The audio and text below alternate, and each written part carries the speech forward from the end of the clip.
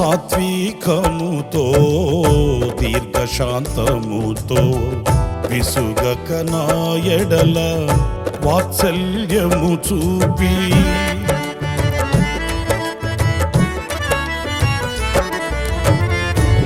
సాత్వికముతో దీర్ఘశాంతముతో విసుగక నా ఎడల వాత్సల్యము చూపి ఒంటరిగా నన్ను ఎన్నడు విడువక వేదనలో నన్ను దాటి వెళ్ళక